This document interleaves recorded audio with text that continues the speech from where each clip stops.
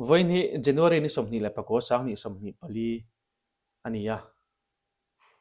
Voin khan Zoro General Headquarters te bultumin Chin Lusai Conference MZP Conference Hall a nei ania. Chuta chuan thil tam takan relanga tin tlailama Union Home Minister Pomit Shalim kha halania. Enge halani chan te a shachak kam takanom karinga tin kan hriat po hi a tuling ka hria mipuin heng thil te hi enge an ti chan kan hriat a tuling ka hria a hal tupa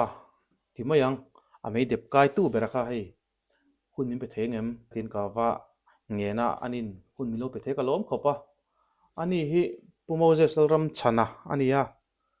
Zoro in Vice President panga nei zinga pakhat ania a inkom na hun toite kan nei don ani zona an lut ngal mai la voina lim hal chungchang te akan lu ma in Zoro hrim hrim hi i lo hra to tam takan om rolin hra lo te po hi tam takan om ve boka tina biak takin thang thar ten enge ania ti hi a hra lo tam takan omanga chuwang chuan Zoro ti hi enge alam pum ti tele enge om zia ti tele adin chan ani phunga kha i bultan nanin mang phot teang zona thatak ngai ania chuwang chuanin a hunte lo rei deuh to a soitur po tam tak a awma masela chu ti rual chuanin a toy zo in soitai la tunlai mi thiam tak tak te le mi fing tak tak te ni to a thilin man zung zung to a chuwang chuan soi thui ngai lo tur a ngai ta ila zo fa te hi khovel ram hrang independent ram kan ti ram pathuma hian thendar kan nia hiana point in soita ila pakhatna chuan violin kan ti mai sap British ho khan min ron runa min ron la a Burma lam sai ta tanga local an oma ti chuan India lam le Bangladesh lam pangte aru ta kha chu eng po lo ni ta sela ti chuan an ram op theu mai a kha an release du lo awang khan ti khan ram phrang pathuma ti darin kan lo om ta ania nam khat thla khat chul khat kual serle sang in khoi pol chu tiang ang chu ni kan nia ti chuanin political party alo din po khan policy political goal a khan point pakhata anon mang chho zela zo fa te in si khom le na ti kha ro rel na pakhat nuaya India ni mo Burma ni mo Bangladesh ani mo independence ram ani mo engram po ni sela eng opna noi po ni sela ro rel na pakhat noi om hi kan thalele me ma chu wang chuan champaya sangkha zakhuwa samriat pariat mei ni somni khan Zoro hi an lo dina chuta chuan Manipur lama tanga ayo te Mizoram atanga ayo te Tripura le Chin Hills le Bangladesh atang ten party te NGO te ron kal khoma chuta chuan Zoro hi din ania Zoro han ti hi lam to ania Zo Reunification Organization ti ani maya kan thla thiam anga zo fa te in si khom le na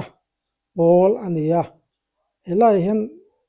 kam ni khat lekin kan soibel lokanga chuta chuan ri ti lai hi poimo kan ti khop maya then chuan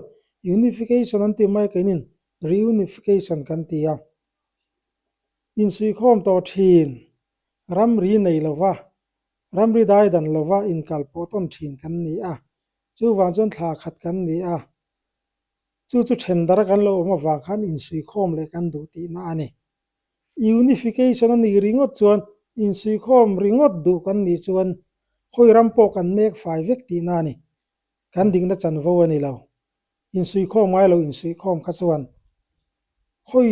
sarkara po in sui khom tai la ram pani poi kha kan soi hrim hrim ti na ni a mai ro chu ram pathum a dar ta te lo in sui khom to thin mun khata lo cheng tlang to thin dai dan na om mi lawa lo om thin to in sui khom le du kan ni wa khan reunification ti kha kan hmang ta ani chiang emaw chiang zona tam tak a om thenga I naron soya po khan mar chu kan soyang khan hun te kan nei tam tok lova e vaina lim hal chung chang han lut popila hey union home minister po mit salim kha halani mau maya enge in hal chana kha ti hi ka soyang khan mi pui ten an hriat chak karinga tin kan hriat po tul ka ti kha enge in hal chana kha min hril fiat che tun lai thu thar ngai ven chuanin then kha chong kan hria anga lom to ana ei chin hills lama kan u naute khochak lam khochak zoram ti taila kan u naute ne na min dai dang tu international boundary an ti hi kini chon international boundary a kan pom lawa chiau hi kan ram ri kan tingai lawa mizoram dil lian berpo barma op chunga a om ti hi kan soi dan nia kan soi fia du dan te chui nang lo mai thei chu wang chuanin chu tiang anga zoram hi zau takram pa thuma lo dar kha kan nia wangin khochak kan u naute ne na kan in ri na Burma le India in ri na ti taila khalaya kha a bangpui siama fencing border fencing kha ti tumna halom ta chu chu union home minister point alo chak chuak to ania kha tha kan ti lo em maya hemia wanga mitam tak cha na thleng kan hria chu chu Berlin Wall ti khania I German le West German an then sang top maya an op tu te le an hne lo ten ti chuan nu pa te u nau te chung kwa te kha ti laya khochak le khothanga kal rang te kha an hung nan mia maya chui chuan kum tam tak in hu thei lo in nom ta ni chu chu keinin tha kan ti lo kan u nau te ne na in dai da na hi ro rel na pakhat hnuai om kan du lain tin chu ti rual chon Bangladesh lampang border po fencing an ti to a heng te thiat sela kan du em la ya khochak lama le zel kan u nau te ne na min dai dan na tur fencing ti an tu ma hi tha kan ti lo chu wang chuan amo phur tu ne kan hriat union home minister Amit Salim kha kan du lo zia kan protest ani ti an tir nan kan halta ani ber mai ani chuan zoro ngai dan po ni lovin nangma mimal ngai dan ka kan hre chak dewa ramri hung hanti lai hi that na te po nei in karinga thatlo na te po nei in karinga mimal ngai dan ka hre chak dewa nge thatlo na lai hi ni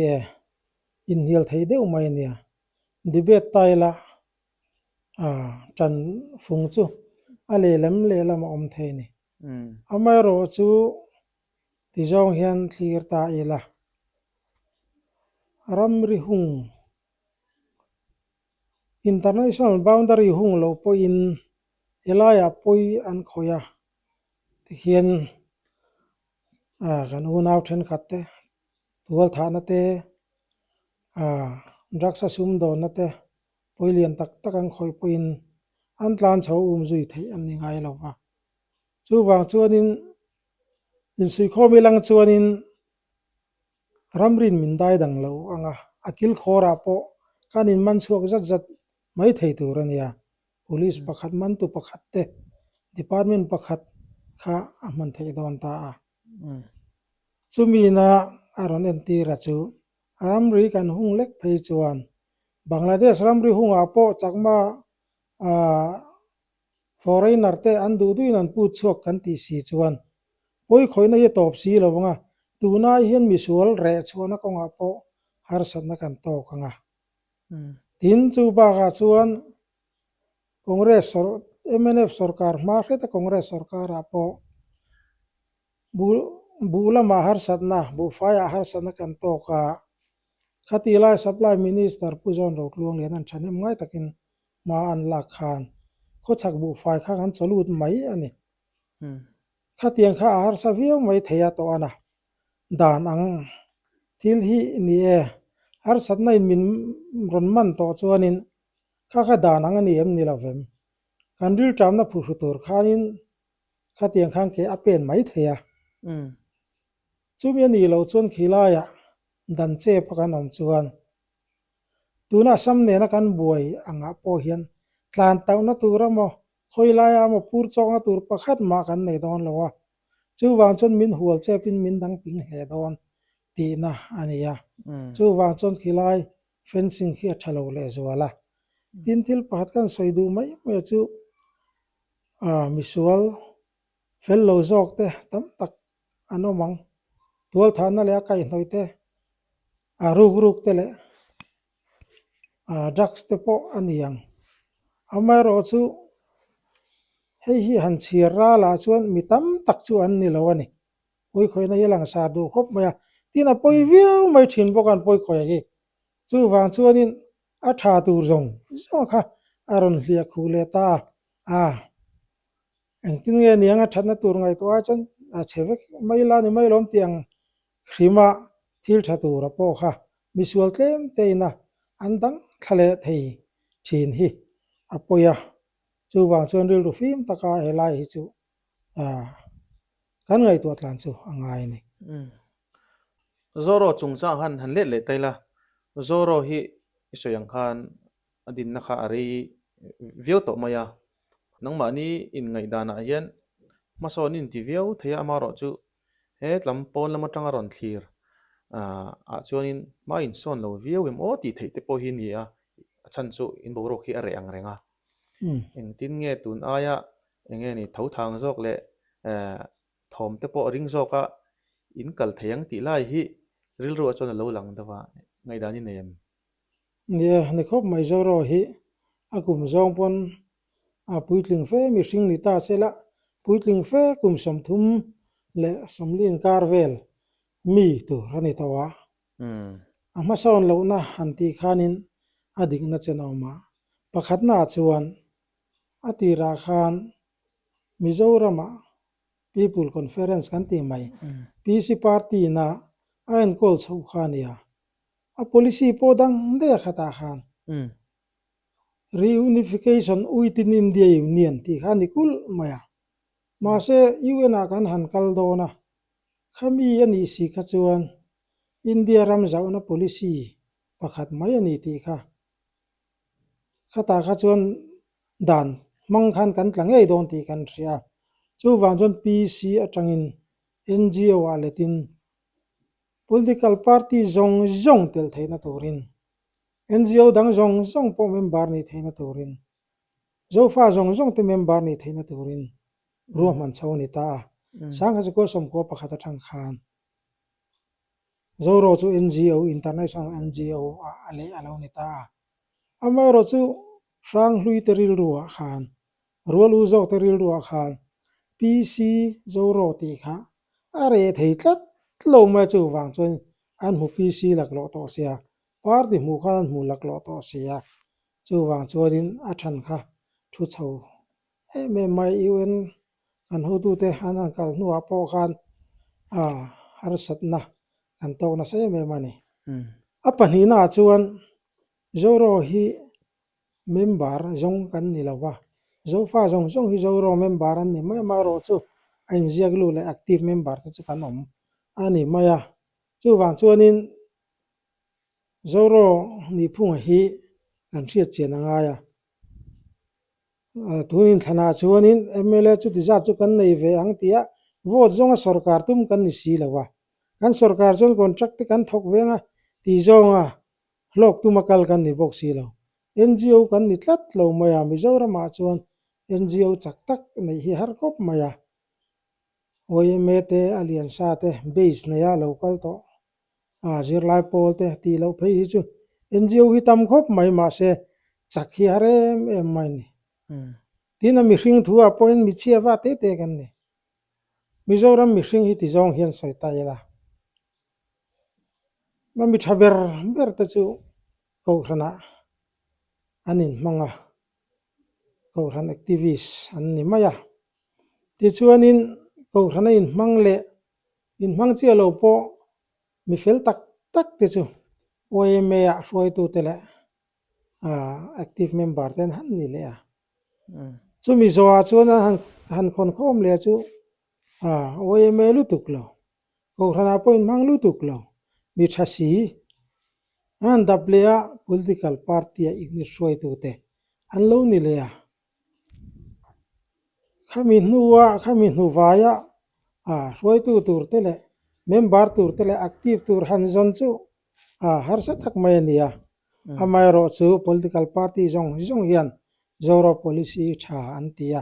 sarkar a pia nen kan thok lang zela tin ke mani chak nang tin kal thei lawa sarkar chakna kan mang zela anin sa thiam takin huni kan thlenga ma chu kan son view chuan kan ria to a tin in pum khatna tura har sanna kan to kan soi thui hretanga har sanna kan to thin a oma helai dulian tong mang lu sei sai lo le khua le tuite ti tamaila undivided ai zol kan han ti mai le lung le atong mang lo te khin nan han sei tamai mai la lai tong ten an ron tonga ai zola mi zo mo ka tia ni mi lo maya han ti te mara tong ten an tonga mi zo mo ka tia ni mi lo mai han ti te ma tonga ron tonga namdang muan mu ang mai te kha thina ko chaklama u naw te ngat phei chu kan mu he mai ni lovin mu sitna nen anasa takin agan deu so a ngapi te kan tia barmami te kan tia amai ro chu awareness kal zela mi fing tak tak le ko vel thlir zau zokin NGO te ko ran te an roi chho zela tun kan din huna hi chuan ngapi hanin ti te om to lo veng tin maya hian in en sanna om to lo ang mai deu tho hian e kan kal ania kum som ni malama ka chuanin abui thla kop mai kalai kan tong kampo hatuna chuan kan mang to lo wa heng te poi kan awareness kong khachu nin kan ria kan achievement kong khachu nin kan ria helaya thane mai ta ka lo thok ngar te thora a factor pakhat chu ni ve in kan en ria ani itu soi tang karil ro lo om chu reunification ti chung cha han hei social media te kan khoi nima smartphone hum to phat chuan in Facebook te poi kan khoi na sa henga hen kan ril ru le kan ngai to tak tak te kan phor ni te pon a hriata chu tiang han ngai to chuan zo reunification in ti hi kan ti hi kan du tak zet thei dawn am mi ti karil ru alo langa ta chuan mi pui hi an minem ti te po hi ngai to na chana om dawa khalai kha engtin nge ni a har sa angem ti te in ngai to nga em ngai to ve tho tin har san tam tak thleng thei oma ta hian in hupur ton na te po om theya ko chaklam u naw te chuan mizoram zong an finge mai to le kha ten thiama chu wang chuanin ro kan chunga ro rel tu mai tu ran ni tiang deuh thawa an ngai tu na te po kha om thina tin ko thlang lampang mizoram lampang point an tam min chim ralanga tin so na le kong rang a po kan tia an ni le ki ni ti zong kan kal kha chuanin a boi thak ta ma selain mun khata kan om chuan ti hian te khin thu soi ta ila USA te po ti khon state tam takan lo in zom khom ta du dan in ang lo tak tak te po federal state kon anom maya India te po federal structure chu ani thowa ma sela centralized ani na chena hi oma USA ang top chuan full nge ni federal chuan ni lawa amai ro chu khoi thiang lo kan han ti te dear khim chi le khim lo chi te mi rang point national integration kan tia kan cheng ho nu thei India rama cái ni thla khat hi ro rel pakhat noya chuan kan chen ho thei lo na chan tur om lo wa chu wang chuanin Chin Hills te chu state pakhat an ni mai anga tekin nan an soi taila Mizoram te chu state pakhat an ni le mai anga khatiang khan state pasari vela polo in hlom khom taila mani mun thewa ro kan relanga ti chuan a hlom a then chu hnam hlom deuh te poina kal theianga then chu hnam in chipol deuh te pon chu wang chuan kan tumbera chu union khat ti kha ni maya one administrative head ti kha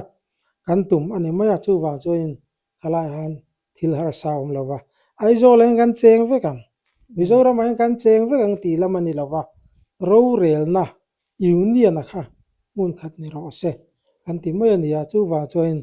har sana tur hi om tura kan ngai lova kan chu chen lo wang ani bona ma kher tiang deuh kan har sana tur kha kan ngai tu thina sui khom le na hi ni e kan du na le du lo na te nen har san nei soi don ta ila min har san na kunga an thria choi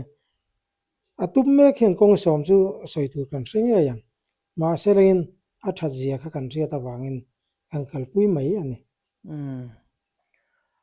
ani chuan chu in sui khom le na kan ti te hei a thlar lam zong te pon an soyanga zoram thar ti te nen po hian thil in ang khat deuh ani theiam tin in thlan hma deuh khan zo reunification movement te kharan om ta khang kha engtin nge e in kal tlang theiam ti lai kha a soi theiam ya kan rama hian kal tlang thei veka in sui khom du tu te hi chu kan kal tlang thei vek ani kan tu ma thum hun chuan amai ro chu nia han soi ta mai mai la tu kan ti na ni lawin Mizorama in thlan na halo hnai hian azol nei han ti le thu puang lok hi an lo pung thina zo reunification organization chun ti chelawa reunification movement zo reunification movement ti ni ta khan ka hria khatiang khan thil reng reng hi chu nia atako mi chu na sira hian a kite hi alo chor ve thina amit kan han tiang te chu tiang de wa ta chuan kan ngai maya kan pol mingang taka zoro ang taka ka tiang an ron ti te khan then ka chuan a thalo mangen tia ma sela ke ni chu kan ngoi maya ti chuan in thana lo zawa khang te po ha are le maya thil heng ho ina tu thlung in ti te na an mu hi zol nei rin tlak deuh nia kan ngai te kan ram zol nei kan ti te zol nei chu nin ti chi alo mai theya ama ro chu pathian in pon na te ti tai la chu te nan lo mu chu heng ho hian an ron chang choya thu dik tak te po ania chu wa chu kan kal tlang theyanga thil thumun po ani pastor chhona in lar na kha kan ngai to chuanin pahang kan rama hian pahang mai fel tak mai alo chuaka surayang tak hi kenga ti chuan lo tlana kan ram chin le chin lo rampon te po chu ti khan lo rin zela ti chuan zoram kan han ti mai mi zoram lian pui kha rin chuak kha pasal chhona khan aron soi ani chu wang chuan ani po khan reunification kha chu alo mu ve helai hmuna Mizoram state kan ti me awang mel za adung mel za nei tia kan zir thin zirlai bu kan zir thin atanga thlir ve khania kan ram lo po an te kha kan ram tho hi ania kha an lo rin lu ta ti chuan thil tam tak kha kan chui chho ani chuan reunification hi chu kan zol nei te khan an lo mu vek ani tin soi ta zelila mani ro in rel thleng khan an mu ni ani chuan ka hriat chak tak chu tun din hmun hi kan thlir lo thei lova tun din hmuna hian eng tiangin nge he hun hi kan be sei hun hi ti to mai la in sui khom le na zo fa te in pum khata kan om le na turatan hian e ti tur kan nei ve em mi pui te hian eng tia lo nga tur nge thi tia lo nga tap a lo thleng mai tur nge nianga tin sarkar lam thleng pon anianga ti tur kan nei em ti lai hi eng te kan soi fiang nia chu chu zo na pui mo tak mai nia kan vai hen ti tur kan nei a pu thang mo ya te iwen an zukal khan in document ai thai khoi ram mai nan nei chuang lo in ram din chona turatan lak chona turatan hian pu thang mo ya tak phei kha chuan a rural chu in pe to a ti sa siamula tho ti ro ti tlukin min chang ani chu wan chona bol hi iwen a po hian a om ber to lo ke mani lama hen a om to ni atia kan du na hi poi mo em em a referendum te po in ti do ni la in sui khom le na hi kan du tak me wem ti teng te po hi han ngai thol le ta ila iwina rapatia ran tia iwen ukil kan ti don nge ni iwen ina reporter asap trong tak chon reporter ti te po niang amai ro chu iwen a hian French trong te English te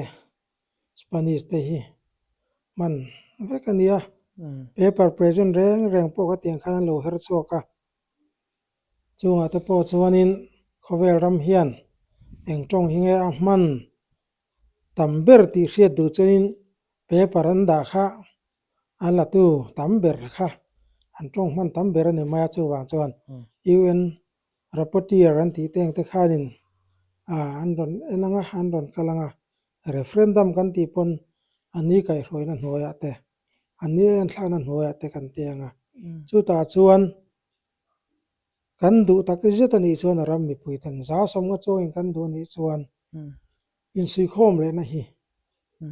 a thleng thei ani ro rel na pakhan hnuaya ani hin om tur ani ti in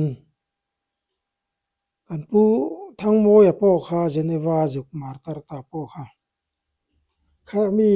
kan han thlen tak chata kha chuan India palai te po khan an koma ani le in sui khom ta ula eng tin nge in omang in independence zone mi tia war thang mo chone independence reng reng kan sei lo in sui khom le reunification hi kan du ni mai kan hlotin chuan a hun lai mi pui ten an du chun thlang chu ti khan lo changa ani le khoi nge in thanang Burma nge in thananga India nge Bangladesh an tia he kan thelo le a hun lai mi pui ten an thlanga amai ro chu be lai min be pui tu te sarkar chu a thlang tu te chuan an ri reng kan ring ti in puthang mo khan a chang ani a fing hle mai mo chu chu thil kalpung kha ania India kha thlang thei kan ni chuang lo soilok thei kan ni chuang lo India kan thlang du mo Burma kan thlang du mo soilok thei kan ni lawa India be kan du within India Union kan ti ni chuan khovelin eng tinge tia India expansionist policy an tianga an tla der do na sin chu wang chuanin India kha tha seng thon mai ani do na chu wang chuanin mi pui khan an thlang mai do na ni ti kha kan ngai dan chu ani mai a ngai nom hle mai soi ngan hun ten min dei lova a top kan nei to mo yanga a top nan enge mo han soi du ngai pui mo zolte ala om chuan an soi la lok ta che nia thil pakhatan bel le zawila top na tan chuan tun la ya thutlung mu in ti te le tun ma tang po in tong kam man dan hi phim khur apoi mai em maya amai ro chu an ngai mo tham lo kan ni ro chu nang po soila India kan kap do na ni po ti la ni enga mangai lo wanga ma sela mi na pol pui tlingan ngai chuan tawngkam te fim khur lo ngaia tuna po tu kan ti na ni lovin hriat lo na wang hian tawng sual thei ani independence te kan tia Greater Mizoram te kan tia hengang teng te khovel tawngkam ani lawa khovel politics tawngkam ani lawa Greater Mizoram kan ti chuan duam na Mizoram lian zawk Mizoram pangai ayaram vazau ti kha kok ta thenom pal anek hal sa tui mai ni kha khan chu wang chuanin a tira kan soyang deuh hlek khan reunification an ti chuan kan right kha kan claim chau ti na ni ta ni in sui khom om thin te kha in sui khom le a zoram mun sang sang om te tereu te om khom a kha mun khata lian zawk om kan du wangin reunification kan tia chumi ni lo greater kan ti chuanin Greater Mizoram kan ti chuan thenom te pal anek ngala Mizoram lian zawk kan du ni chuanin turam amo sa thlak ti na ni chu wang chuan tawngkam te fim khurang aya chu ti rual chuan khovel hian independent ti teng te hi politics tawngkama alo hmangai reng lo wa amai ro tawngkam hoi ho tak mai oma chu khovelina a hman thina chu self determination ti hi a hmang thina ni hemi chunga hian engkim a awm ani ti hian an soilet taila a top nan in sui khom le kan du zofa te in sui khom le kan du ro rel a pakhat hnuai om kan du kan ti ta a chuan lo om thei ta ni ila UN hian dogan min bua sei min champion puisela referendum ate po lo hlotling ta ila UN sanction te lo hmu ta ila chuta chuanin thil lo om thei chu independence kha ani ngot lova khami na ken ta ka chu mi puin duan thlang don ta ni engtinge kan khoilam nge kan hoyang hei kan lo sui khom ta ro rel na pakhat hnuai chu nom kan du ta khai o ramzaw ania India rama hian ro rel na pakhat hnuai kan lo om ta boka i du tlang o ti kha du than na pakhat om the ni pakhat le na chuanin Burma khi rama ho sa hei democracy lamte pon ona amo an hlotin una chuanin ramro pui tak in to del tak te pon lo ni thea Burma o po kan ti the ta ani ro pon Bangladesh po kan ti the ni Bangladesh ate po hil tak area zong chu Begum Khalida Zia Khan Prime Minister Lai Khan Lusairam ani tia lo puan ngau to khania chu wang chuan kha than thei vek ngoi ro an tin ve tho lom independence of po kan ti thei than tur tam tak o mani chu self determination chunga khan in khung veka chu wang chuan independence ti kha ngai lo India om kan du ti po ngai lo a hun lai mi pui khan an thlang mai do na chu wang chuan khovel ya tawngkam moi taka hman thin chu independence po ko ka mi opna hnuai valu po ko veka self determination hen mang thin hengang teng te hi hriat fungaya Greater Mizoram ti te Mizoram Independence Sarkar ti te hi khovelina a hriat thiam lo zawng tak ani ti hi chu hretlangila a thako mai chu thunununga kan soi do ni lo hle mai soita kang kan ni danga hun thol zok te pokan la nei tura ngai la chu huna chuan zoro tak tak kha lo chil hun te po kan la nei tura ngai la trong kam lar te pakhat chu sui khat von ulaga then ka yang cheu ti kha ania evangelist zare moi khana ran soi thina ko sanang te chen kan von lawang ati kha thil dik do ania UPC pa khan Presbyterian pa kha sui khat von pui don lo ti hi tun dun huna thil lang chiang ania chu wang chon sui khat kan von theina chu ram le nam ani ti hi mi tam tak ngai dan te po ania chu wang chuan eng tiang nge sui khom le na chung changa hian kan ngai dan te po i comment section ate sei ve taila kan zoro vice president na aram soyang khan i referendum te po an la thelu tura ngai la chung huna chami pui ngai dan kha apoi mo le dor ni ti kha kan sei ve du ni e po ni se tun tunga tan chon tu to le photango